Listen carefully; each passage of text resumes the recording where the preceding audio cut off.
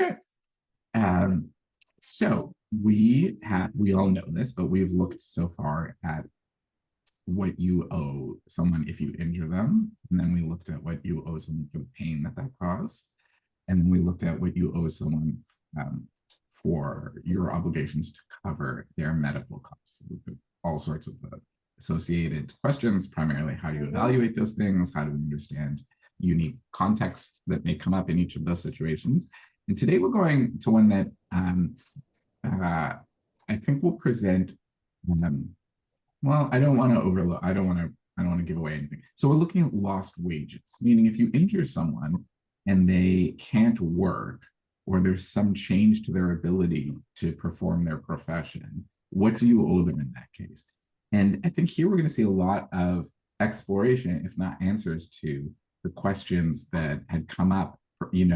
Carla, I remember you were giving an example of like, is it different if you injure somebody's hand and they play the piano? Is there any, do we have to take into if they professionally play the piano, do we have to take that into context? And the answer is yes, we do. And we're going to see that in what we're looking at today. We'll get through all of this today, this entire section for this type of life. And one of the things I want to remind people is something that we've talked about a lot, and that's, when are the frameworks the rabbis of the Talmud using the same as ours, and when are they different? Meaning, obviously, people engaged in different professions. Many of them still exist, right? The agricultural professions. There was, clearly something of like professional class. I don't know if we would call it that, right? But like there's doctors clearly, and there are judges, right? Those positions exist. Obviously, it doesn't kind of look the same economically as it does for us today, but like there are clearly people who engage in particular kinds of manual labor. That's most people. And then there are people who don't do that, who do other things. So the question is, how much can we infer from that to our time today? And how much do we have to understand it being, very much unique to the situation and the world in which they lived? So that's what we're going to look at. We'll look at, it will bring up the Mishnah that we had read originally, which I think people will remember because it involves the job of a cucumber guard, and we'll see where we go from there. Okay, somebody whose throat is not bothering them. Who would like to kick us off this morning? We'll take a volunteer to get going. I will do it, but you have to share the screen. Yeah, of course I have to share the screen. We're on page 16. Here comes Alex. His note taker is about to enter the room, so we can wait a minute. Alex, come on in. And then John, you can get us. Now, go ahead. Sure. Yeah, go for it. Yeah. Okay. How is payment for loss of livelihood assessed? The court views the injured party as though he were a watchman of cucumbers. The sages taught in a baraita, how is payment for loss of livelihood assessed? The court views the injured party as though he were a watchman of cucumbers. It's like, okay, twice. And if you say, but the standard of justice was compromised, the Gemara now interjects to clarify the statement of the baraita.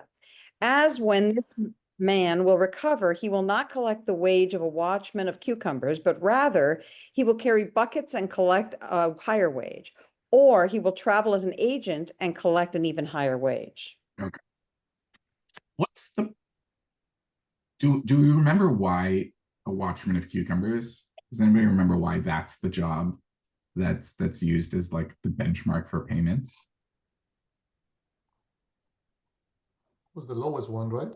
Yeah, it's just kind of like as low as you can go, right? So there's something to be said about lowest common denominator, and to say that it's not just the lowest you can go, but it's like it's the lowest common denominator of a paying job that even an injured person could do, right? Like you're sitting around making sure nobody comes and steals the cucumbers from you, right? Meaning anybody who's injured. Job. Say again, Alex? The scarecrow job. Yeah, it's the scarecrow of jobs. Exactly. So that's why the watchman of cucumbers. But then what's the problem that the Talmud brings up here?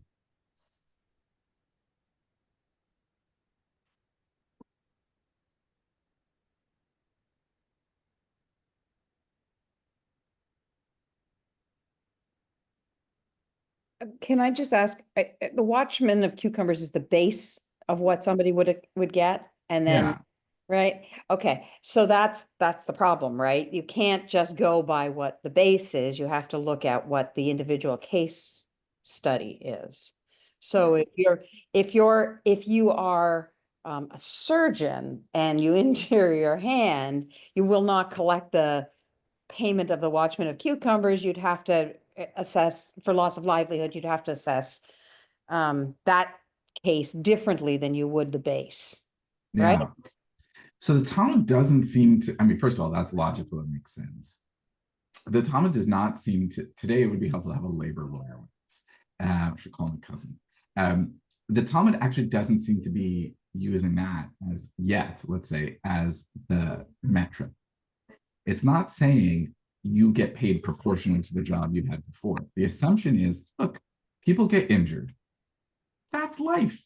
It happens. And you need to recalibrate, right? And now you need to make money again.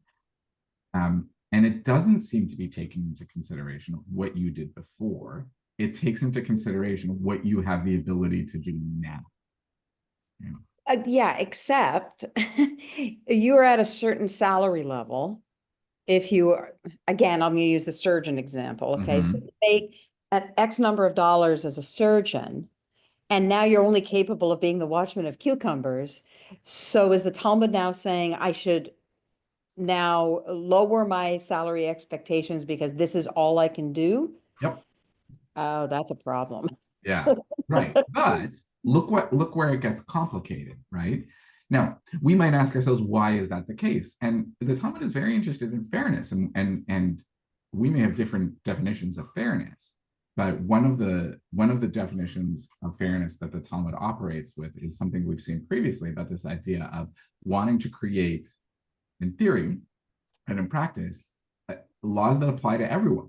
So you could this might not work in our capitalist market-based society, but the critique of John, what you were suggesting is like, but why should, just because that person who happened to get paid more get a better benefit for the same kind of injury as somebody else, right? That's a fair critique. Now we could say, because we place value on freedom of choice and this person chose that career and now it's led to this place, but the system of fairness that the Talmud is operating from is that if two people are injured just because one person had a better paying job beforehand, why should they be entitled to anything less than the other person, assuming all other things assumed, right? Obviously different from how we might look at things. Mom and then Vanex. It seems to be saying that it's concerned about the person's future job prospects. And in the case of the cucumber watcher,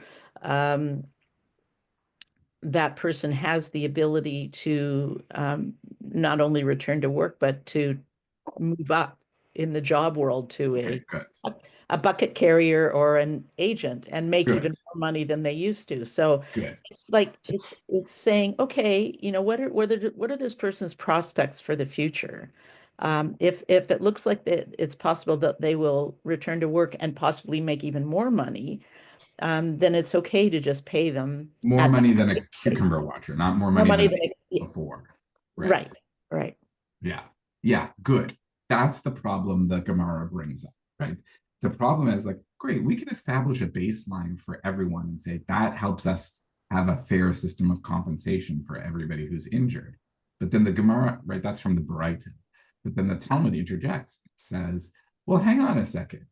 That's all fine and good to say we're assuming a standardized system of payment for anybody who's injured.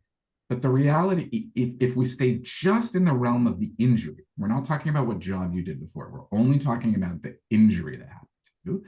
Clearly, there are different kinds of injuries. And so this cucumber watcher as the baseline is not applicable to everyone. Your injury might enable you to be a bucket carrier, right? So we're saying like, maybe something physical happened to you, but now you can carry something heavier, or an agent, right? Like you're being dispatched to deliver. Okay? So the Talmud is saying, even if we disregard what you did before and only focus on the impact of the injury at hand, there's clearly a spectrum of possible. Right? That's a critique the Talmud itself offers. Okay, Vanix, and then we'll keep going. I want to pick up on what Don put in the chat, which is, the surgeon is entitled to compensation for the education that he's had and so on.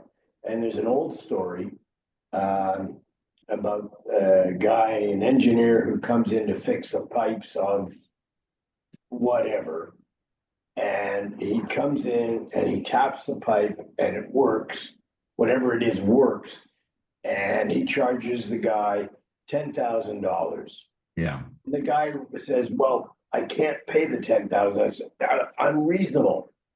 And how can you charge that kind of money for just tapping the pipe? And the answer that he gives is, well, it's $2.50 to tap the pipes and $9,998 to know where to tap the pipe. Yeah. And I think that's the important thing.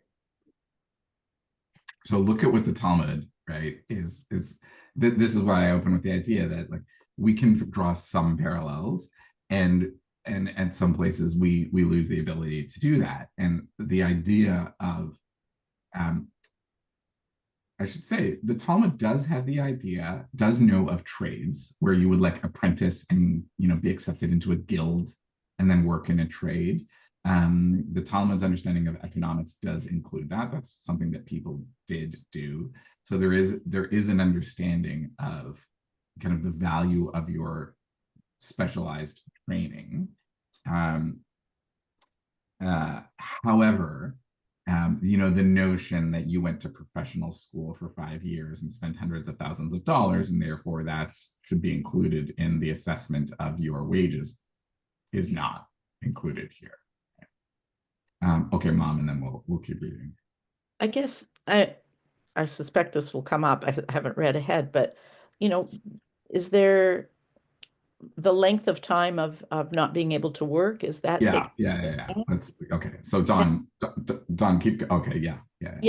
I had one other question. All right, I need to cut you off. No, never mind. It's gone. Okay. All right. So just so everybody understands, what we're saying here is there are different ideas of fairness. The idea of fairness that we're operating with, which is fair and open to critique. However, the Talmud's idea of fairness is we should try and have some baseline standard by which, when we're assessing the indemnity that has a monetary value attached to it, that it should be standardized, right? And that it should be fair, and that everybody's entitled to some kind of standard.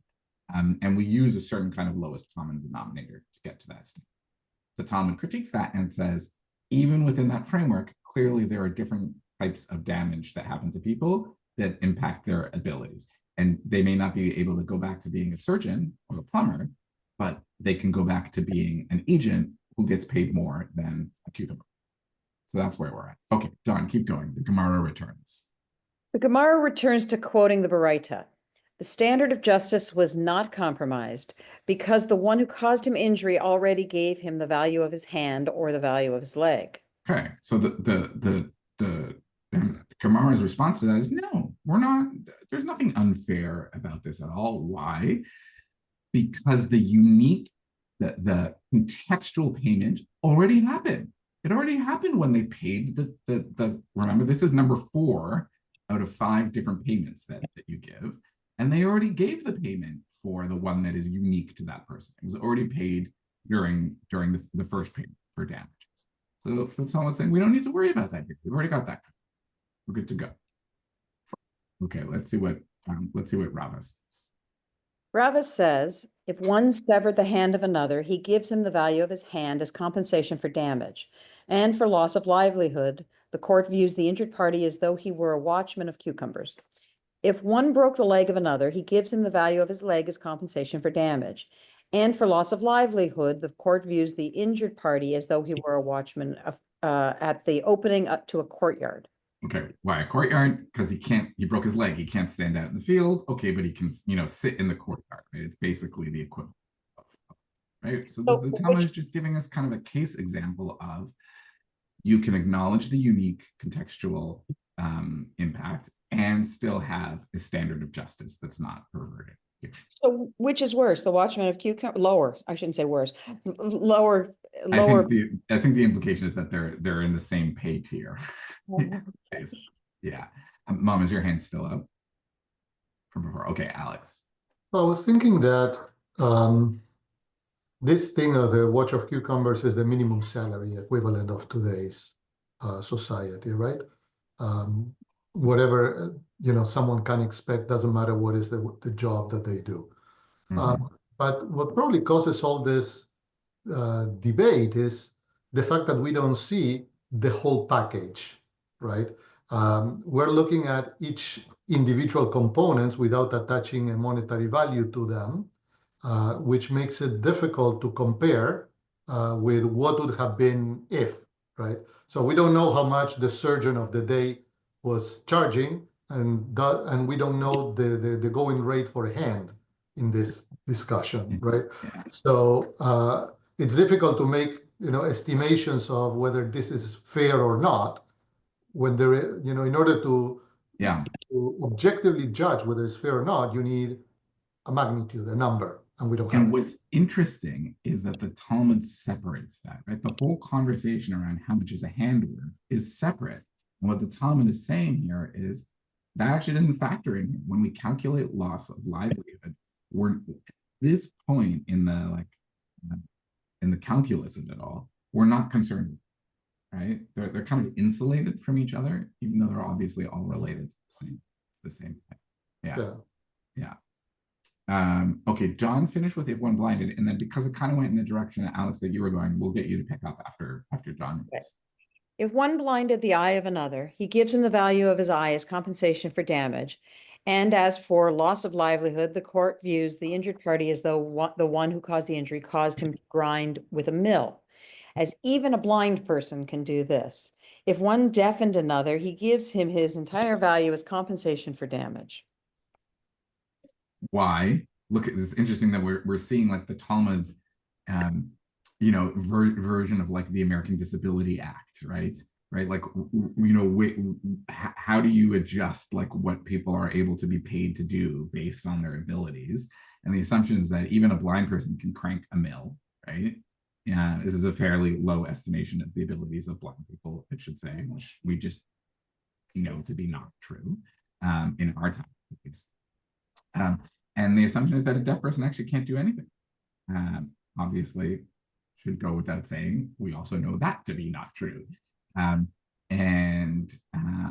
again, what you see here is the unique payment for the loss of livelihood is attached to the damage, not to their actual job.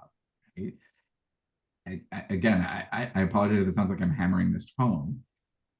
It may strike us as unfair in saying that somebody who has invested hundreds of thousands of dollars in their education and who has a high-paying career deserves to be compensated for that loss of livelihood, which, as far as I understand, is how one of the ways courts assess damage. Okay? However, the Talmud is using a different metric of fairness, and it's still fair, right? It's saying we want a universal law that applies to everyone so that everybody is entitled to a same baseline. It's just a different version of justice. And the Talmud is saying, well, like, hold on, are we compromising that standard of justice? And the answer is no, we're trying to establish a universal metric here. Okay, Vanix, and then Alex, you can read the dilemma that Rava raised. I think that what it's trying to do is, I agree with you, it's trying to set a standard, but the standard, first of all, is damages, and not necessarily loss of livelihood. But loss of livelihood can be interpreted in many ways. Take the example again of the surgeon. Okay, the surgeon loses his hand, he gets compensated, however that's calculated, for the loss of his hand. But no. This is important to clarify. The loss of the hand is calculated for damage, right? That's the first of the 5 categories, right? And for pain, right? For loss of livelihood, it's detached. We're talking about a hand. It's detached from that, we're applying a separate metric to determine. Okay, Jesse, that's kind of what I meant. He loses his hand, he is compensated for the damages of losing his hand. He gets X number of dollars because he no longer has a hand. Yeah. But that guy can still teach, can still, operate as an internist, and although his salary or his income would be less in that manner than it would be as a surgeon, that's the fairness of it. Yeah. Now, that doctor, at least according to what we've read here, could go out and get that job. Nobody's stopping him from going out and getting that job and getting paid. The question is, what does the person who negligently caused him to lose his hand owe for that? And the answer to that is not tied to what job that person will later go and get. It's tied to a flat standard, right? So that doctor can go out and teach, right? That's totally fine, and they'll get paid to do that, and that's okay. But that doesn't mean that that's what they get paid by the defendant in this case. Why? Because we're trying to create a fair system that says, like, if I'm a bad example, if like somebody who didn't go to graduate school got their hand cut off, well, like, why shouldn't they also be entitled to a fair compensation for loss of wages? And that's what we're sitting with here. Okay, so Alex, you raised an interesting question before. You started saying, well, like, we actually don't know, like, well, what happened here, and then this thing happened, and then this thing happened, and this thing happened. Rava is actually going to raise a very similar conversation here. This gets a little absurd, but let's see where it goes. Rava raises a dilemma. Rava raises a dilemma. If one severed the hand of another, and the court did not yet evaluate him, and then he broke his leg, and the court did not yet evaluate him, and then he blinded his eye, and the court did not yet evaluate him, and ultimately has deafened him, what is the halacha? Do we say, since the court did not evaluate him each time, one evaluation is sufficient, and the one who caused him injury must give him his entire value at once?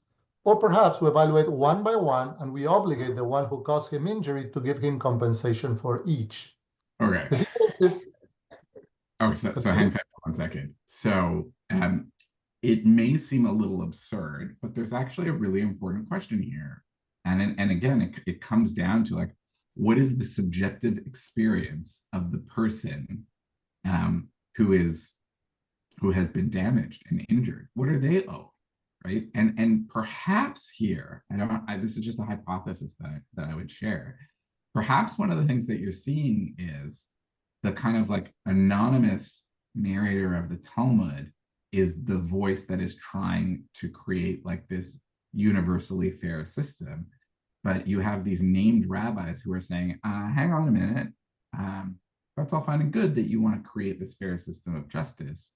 But what about these scenarios, right? What about the individual experience of the person? And so Rava is saying, you can imagine a scenario where somebody like had a sequence of damages where the court was never able to assess each one individually. That doesn't do away with the fact that, like, losing your hand hurt, and your leg, and your eye, and your ear, right? So what do you do in that scenario? And there's two sides. One is like, you just need to take the last. You just need to take the last, kind of like the most all-encompassing one, right? We've already established that somebody who's deaf apparently is not capable of doing anything. Or do you evaluate them? Right? That's the question at hand. So although it might sound trivial or, like a joke here, sometimes the issue is actually two things. Number one is on the case itself, it might happen that, because of delays and whatnot, there are distinct aggravations to the same problem, right? But the other aspect is, what if certain things that were paid for at the time actually resulted in additional injury that was not seen by the court?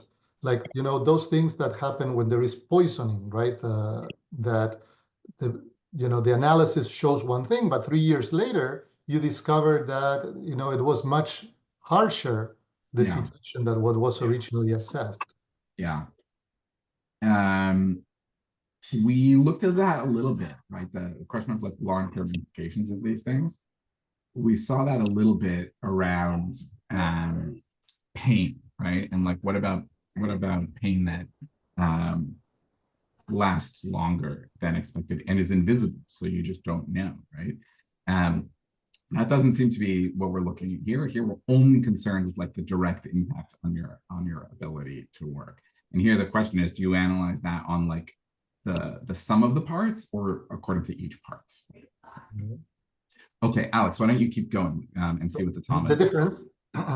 The difference is whether the one who caused the injury must give him monetary compensation for pain and humiliation for each and every one of the injuries. Although he does not give him for damage, medical costs, and loss of livelihood for each and every one of the injuries, since ultimately he's giving him his entire value after deafening him. He's like someone who killed him, and therefore he gives him his entire value and no more. In any event, must he give compensation for pain and humiliation for each and every one of the injuries, as the injured party had pain and humiliation each time? So this is a great question, right? And it sounds a little crass at first, but follow along. We already know the end of the story. The end of the story is that this person has deafened him, which the Talmud says is akin to murder, because you basically removed this person from their ability to meaningfully interact with the world. That's the Talmud's understanding. It's not clinically accurate. And so the value, the payment, is as if it's like manslaughter, right? So remember, one of the things we're really concerned with is like this universal system of justice. And so if that person has to pay every single individual, the foot and the hand and the arm and the ear, and then for the entire body, that doesn't seem to be fair for the defendant. Mm-hmm. Right? Obviously, they owe something. Nobody's disputing that. Yeah. Why should they be forced to pay multiple times for the same thing? The arm and the ear and the hair were already included in the final payment of all of this. Mm-hmm. That doesn't seem to be fair. So maybe we can do away with that. But then the question is, fine, for damages, you don't pay for that. But clearly that person experienced pain and suffering each of those times. Do you still owe them for each of those? Right? It's a great question of like, when you offend someone, when you hurt someone, like, can you just say, oh, I'm sorry for everything I did? I don't think there are many people for whom that's good enough, right? You want to hear like, no, tell me what you're sorry for. Like, apologize for like the specific ways in which you damaged, right? Emotional, right? And then so we can apply that same idea here to the realm of damages. Yeah, Carla. I'm curious, are they going to at some point talk about a woman is pregnant and damage to a yet unborn child? Because that would be in the realm of waiting until like the delay. I'm only asking because this actually happened to me. Right? Yeah. That is a separate area of halakha. What's interesting is that they come from the same sources. Right? If you go back to our original sources, they were talking about what are you obligated to do if you injure a pregnant. But that goes, you can imagine it as being the same point, and then they diverge in two directions. And so that specific case is addressed separately. In our case here, we're only trying to figure out, what do you owe someone for lost wages? So far, one of the things we figured out seems to be you owe people for lost wages. We want to establish a standard that's fair for everyone, that is based on your abilities, your compromised abilities due to the injury itself, right? And the question we're asking now is that all encompassing for all potential injuries that may have happened to you in a given case, or is it one by one? Right? Do you get this multiple times? Let's do Venix, and then we'll go back to Alex to finish off Gemara's response to Rava. I'm having trouble with this whole thing. because it seems to be irrelevant. And when I say that, what I mean by it is all the damages seem to be covered by the other four classifications. So the damage for how's it put, for loss of livelihood is well, it just the rabbis appear to be saying there really is no damage for loss of livelihood. It's covered by humiliation or by the specific injury to the body. The other things that we've talked about. Yeah, let's clarify that. The five categories are distinct, right? Each one is evaluated on its own. The question here is not whether loss of livelihood is covered by damages or pain or medical costs. The question here is, or at least it was just prior to where we were reading, when you're factoring in the unique situation of an individual, what was their job, what was the impact of the particular injury, does that calculus go under the bucket of loss of livelihood? And the answer is no. That goes under, that's already been done. We already did that when we factored for damages, the first, right? Just the injury itself. You still get paid for loss of livelihood. It's still a distinct category of indemnity, right? Mm-hmm. It's still on its own. What the Talmud is telling us here is that if you're looking for the how contextual is that to the person who was injured, the answer is it's not. Here it's standardized, or it's not as much as you would think it is. And that if you're looking for like the unique personalized assessment, that came in a different category. But loss of livelihood is still its own, meaning according to the Talmud system of justice, if you injure someone seriously, you have 5 categories of payment for which you owe them, right? That's not being disputed. That's very clear. Mom, you've got your hand. I guess I suspect this is what Peter's thinking about too. What's troubling me is that the rabbis are so careful to contextualize in the other categories, but not in this one. Well, they say you don't need to. We already did, right? Is their argument. But why would they not be consistent? Because they are being consistent, right? Well, they're being consistent. I understand that they're being consistent in the sense that there's a floor. Yeah.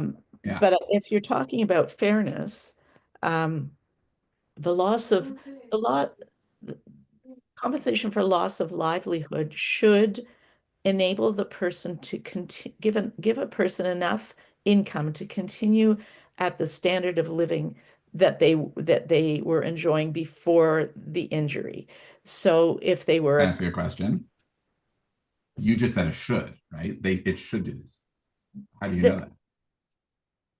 In our system, yes, loss of livelihood is assessed so that the person is able to continue at their previous standard of living. If this works very well for the minimum wage earner, but what I'm not even thinking about rich people, thinking about the middle class person who made maybe twice as much as the cucumber watcher, and a disability payment or a loss of income payment would result in a lowering of that person's standard of living. Yeah. Now, but all I want to say is you're right. How do you know that is the truly fair system of justice? We only know that because that's the world that we happen to inhabit, right? Where that's, generally assumed to be true. And I should say not always, just like generally. Right? But I would suspect that the rabbis were not interested in creating financial hardship for victims. They're not. And they've actually given us a system where everybody is able to earn a living wage, right? The cucumber watcher is earning a living wage. I guess as is the mill operator. Right. Yeah. Yeah. I just want us to be careful with this. We may not like it, in our bougie bourgeois Western, leisure economy. But they don't live in that economy, right? This is why I said at the beginning, there are parallels, there are direct parallels, and there are places where there aren't. And what I want to, I'm not saying I would choose to live in the Talmud's economic justice system. I'm just saying it is coherent, meaning they've said, like, for them, what exists as a fair system of justice is that when you're calculating how much a defendant owes somebody for lost wages, we do it according to what they're able to do. And that it's not fair that just because somebody had a higher paying job, that the same injury should somehow be entitled to a higher payment in their version of justice. And I actually understand this and appreciate it. That's not fair, right? That's not a type of fairness. Right? Let's say. Well, I respectfully disagree. You can disagree. You're totally welcome to disagree. But what I don't want us to disagree with is that the Talmud is creating a system that's unfair.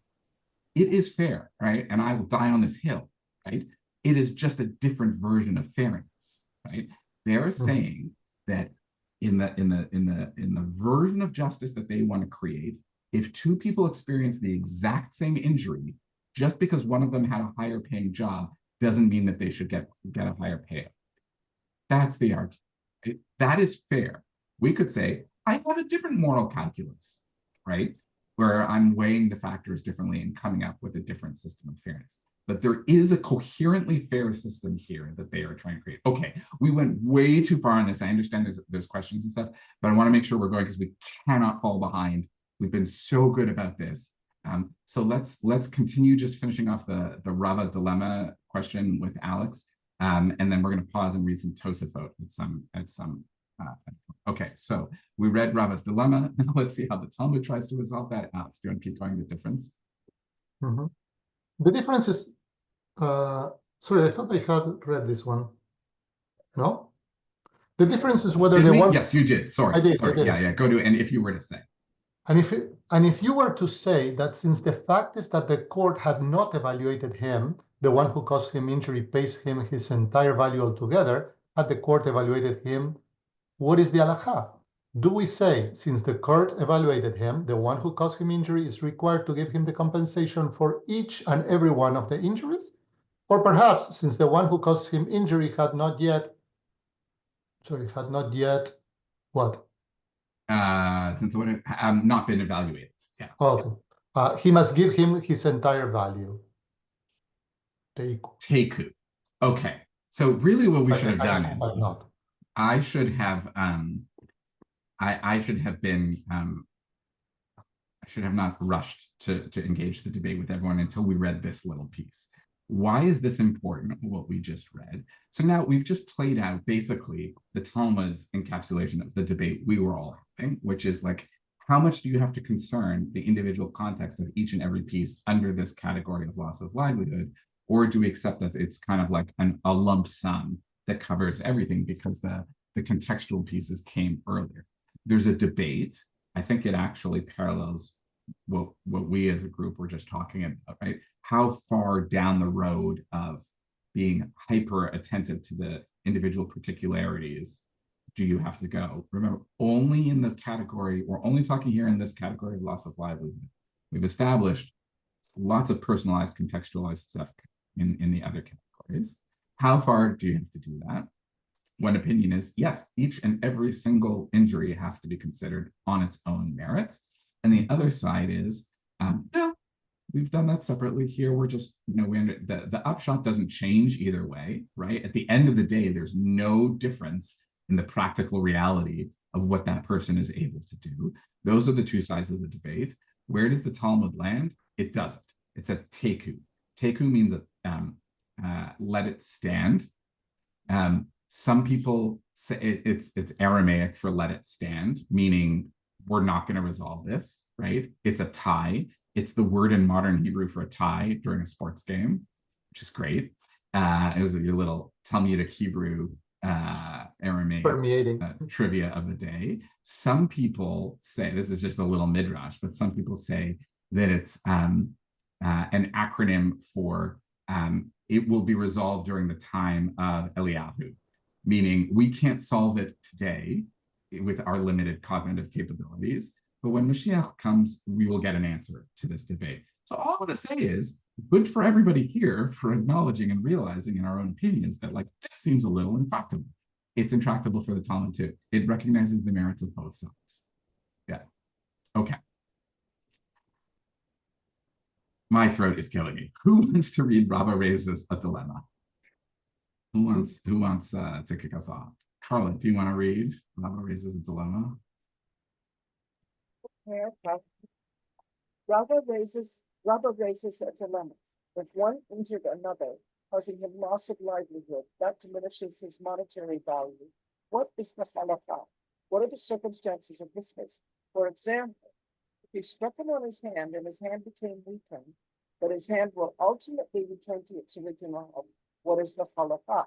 Since his hand will ultimately return to its original health, does he not need to give him any compensation whatsoever for the damage? Or perhaps in any event, he has diminished his value for now. Okay, so here's the question of like longevity, like how far out do you have to project into the future? And so if you know, like, okay, yeah, his hand seems to be sprained, so obviously something, but we know that in 5 days it will be fine. How far out do you have to go? So to get an answer to this, let's, if you're following along in print, just go to the bottom of page 18. We're going to look at the Tosafot. Just a reminder, the Tosafot are later rabbis. They're medieval rabbis of the generation of Rashi's grandchildren. And their intellectual project is to reconcile perceived contradictions in the Talmudic text. They really just want to help up, like really smooth out and clarify. And so here they're going to help us answer this question, right? And when we say loss of livelihood that diminishes monetary value, what does that even mean? Like, give us a practical scenario. So, Carla, when we read the Tosafot here, what is meant? What is meant by loss of livelihood that diminishes his monetary value? For example, someone struck his hand and it withered, even though it will eventually heal beyond compensating for his daily lost wages until he recovers, and assuming his pain. His value has decreased because people are not expert enough to recognize whether his hand will heal, and they won't take the risk of buying him as a worker at the price of a healthy person who can use both hands, as they assume he won't recover.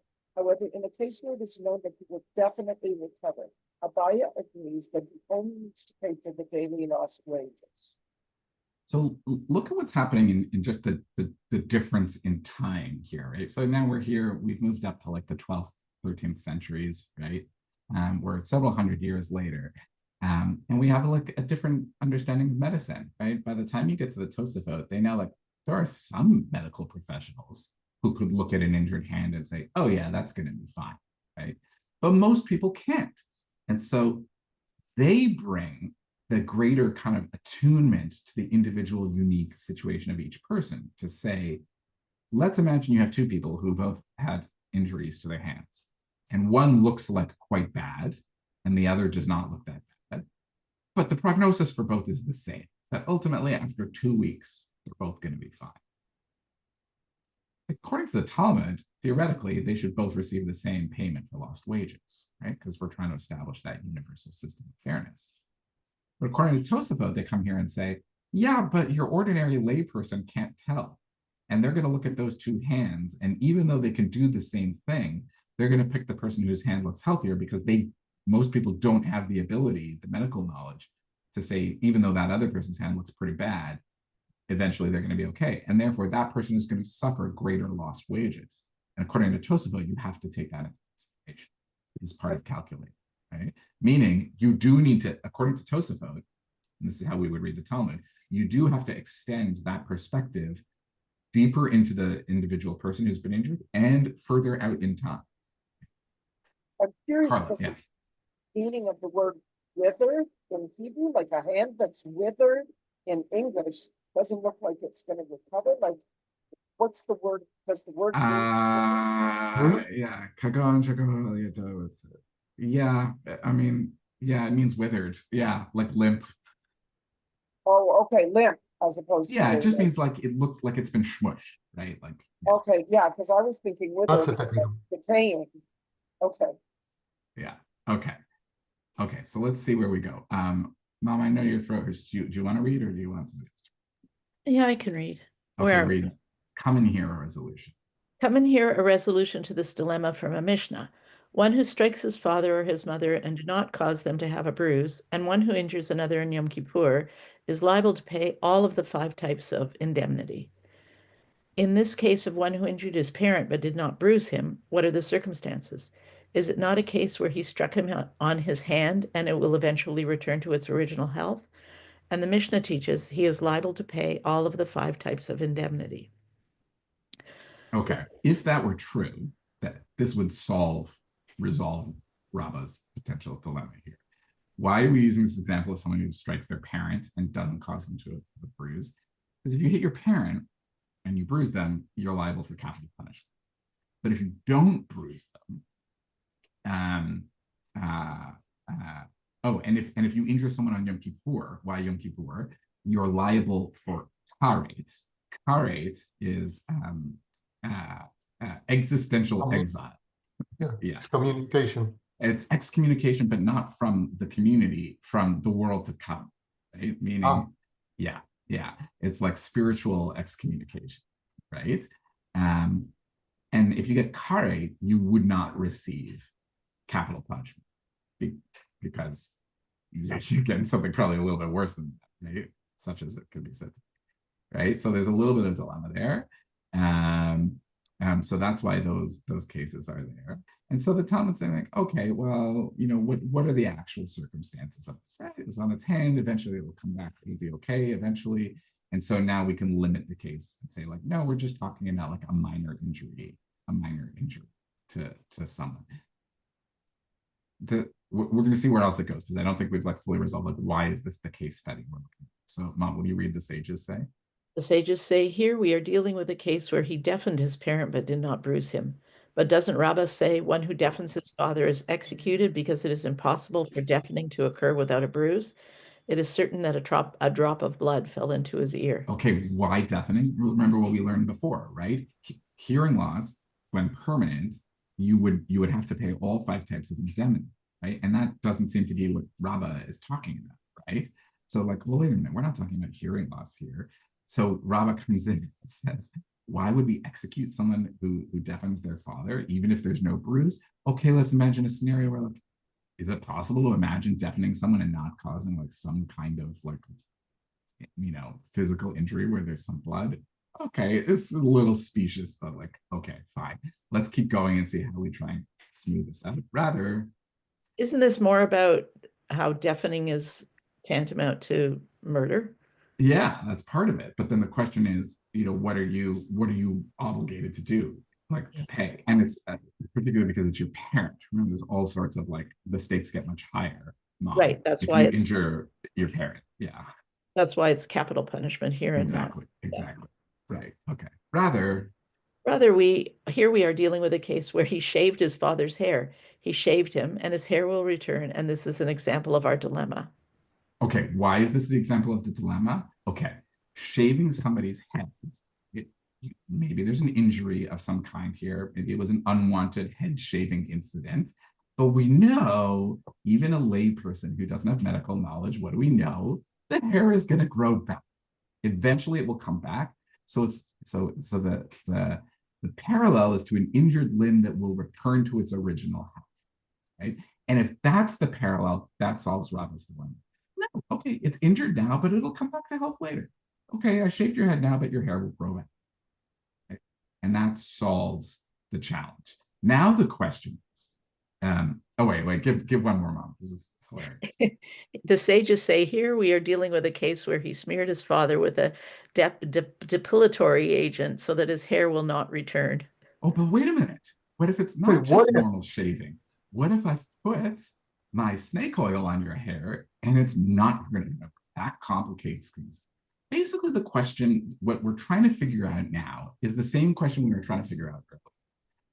How unique to the scenario do you have to assess the payment of lost wages? And how long into the future do you have to anticipate, right? I know the hair will go back. I know your limb will get better. Do I actually know that? What if it doesn't? How do I assess how much you're owed for lost wages? Okay, I just want to point out the time. It's 9:52. We can take the hands that are up, but we absolutely have to get to the end of this section. Okay. Alex and Vanix. Just a quick comment. I would be interested in finding out what happens if after, the court declare what needs to be paid, it is clear that the injured person has been injured by someone, and that someone cannot pay. Sorry. Oh, we've asked this. Every week somebody asks this. I think you were just not here. Okay. Yeah. Because let's come back to that at the end. If we have time, just remind me at the end and I'll do a recap. Let me explain why I'm looking at this. Because at the time of these writings, there was no insurance system in society. Okay, Yeah.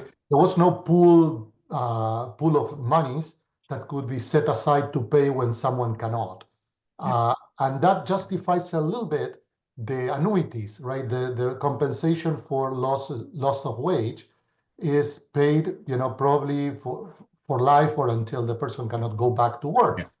Which means if it is at the minimum level, maybe the payee can afford it. My problem is that, as I said before, there's no present value of any calculation here to know whether the annuity is worth so much, plus the one-time costs are worth significantly more. Yeah. Because it cannot be synergetic, right? In the end, the sum of the whole, the sum cannot be more than the whole in here, right? In theory. And in one model. The calculation, right, comes under damages. So far, at least we know, comes under damages, right? That's where it's calculated for you for the particularities of what you experience. This one is separate. You measure, there's a walled garden around this. It still exists. You're going to get some kind of payment for your lost wages. The question is, how deep does it have to be to your particular situation, and how far into the future does it have to go? Mm-hmm. That's the reason why I'm bringing this up is if we are so concerned for the loss, for the fairness about the person who has been injured, what happens to the injuring individual? Yeah. Right? We have to be fair to that one too, by the same argument, right? Or we That's should. Right. And that's the implicit argument here, is that assuming the same injury to two different people, one person who makes more money and one person who makes less money, from the perspective of the defendant, why should they have to pay more for this? Mm-hmm. It's that they did the same thing, right? And that's a fair critique, right? But we've established where we all feel. But I'm reversing the argument and say, if the person who causes the injury has more money, should that person pay more than the person? Yes. Okay, I see what you're saying. Okay. That is not incorporated yet here. It will come into play when we look at the emotional impact. Yeah, accumulation. Okay, it's 9:55. Vanix, you get 45 seconds, and then we're going to finish this. I promise it won't take more than 45 seconds. Is they're spending all this time on the injured party's hair? Does that go back to the prohibition against cutting the side growth? Maybe, and you will see it in just a second. I think what it is it's mostly just a useful metaphor, right? I cut your hair, it comes back. It's like breaking an arm, and your arm eventually gets back to its strength, right? I think mostly it's just a useful metaphor, but maybe. Okay.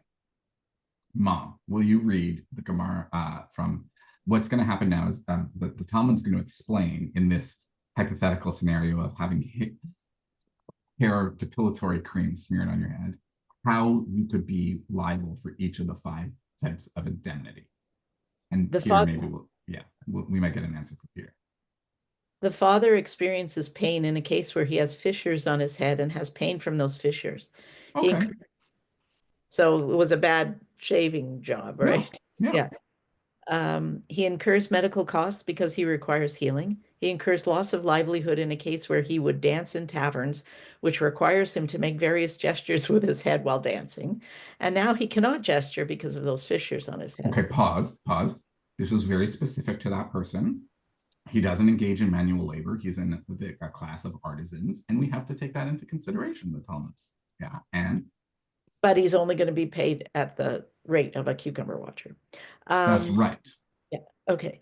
He experiences humiliation because there is no humiliation greater than losing one's hair. Okay. Well, some of us know this, and I don't know why does the Talmud have that why does it believe that folk wisdom? Peter, maybe it's because of we do have this tradition of you know, the kind of the religious and ritual significance of hair. Maybe that's where I don't know. Maybe that's where it comes from. Yeah. Also Samson. Yeah, that's separate because that has to do with the laws of the Nazir. Yeah. But I love this, right? Yeah. Ein lecha boshet gadol mizeh. There is no greater humiliation than losing your hair. Yeah, sure. It took me a while to get over it. Okay. Yeah. Okay. So let's finish this off. And the matter that is a dilemma for Rabbah is obvious to Abaye on this side and to Rava on that side. As it was stated, if one struck another on his hand and was weakened, but it will ultimately return to its original health, Abaye says he gives him compensation for his major loss of livelihood and his minor loss of livelihood. Okay, i.e., right, the major loss of livelihood is the decrease in his value because he can't use his hand, right? We already know how we do that. We measure his price on the slave market. We already established all of that under damages. And his minor loss of livelihood, i.e., what do you lose while you're sitting around waiting to heal? And that you're compensated at the rate of the cucumber. Yeah. And Rava says he gives him only the value of his loss of livelihood for each and every day. Yeah. So and not the full value of the hand in this case. Yeah. Okay. So we have one. Go ahead, Mom. You want me to keep reading? No, you have a question? No. Okay, so we have one final kind of debate here, which is going in an interesting direction. John, will you read about this one? Sure. I'm just thinking of my bald husband dancing. Just sorry, I can't get the image out of my head, but here we go. Yeah. It was stated, the one who severs the hand of a Hebrew slave who belongs to another, Abaye says, he gives compensation for the major loss of livelihood to the slave and compensation for the minor loss of livelihood to the master. Rava says, all shall be given to the slave and land shall be purchased with the money and the master garners the profits. Okay. What's interesting here, Carla, you asked a question earlier about women. And so there is a little bit, I know we're like at time, and this potentially could merit its own entire class on this. Why are we turned to a question of slaves here? Because there's the question of, does the status of the person matter? And the use of slave here is particular, right? First of all, it's like indentured servitude is really what it is. It's not the same kind of slavery that we think of when we hear the term. And the question here is, this is somebody who is not fully responsible for their own well-being, right? They depend entirely on somebody else for their status and well-being. Women, children, slaves often appear in the same category, right? People. So the question is, does your personal status matter, right? And Abaye's opinion is, just because they're slaves doesn't matter. They should get compensation. They were the one who's injured. And Rava, well, Abaye says it matters, but they don't get full compensation. And Rava says, no, they get everything, right? They're entitled to all of it. And then we get, Don, will you just conclude us off here? Sure. It is obvious that if one injured and reduced the slave's value for the slave himself, wait, what'd you do? Oh, I'm so sorry. I scrolled in the wrong direction. If it is obvious that if one injured and reduced the slave's value for the slave himself, but he did not reduce value for his master, what are the circumstances where this is possible? In a case where he split the tip of his ear or the tip of his nostril, in such a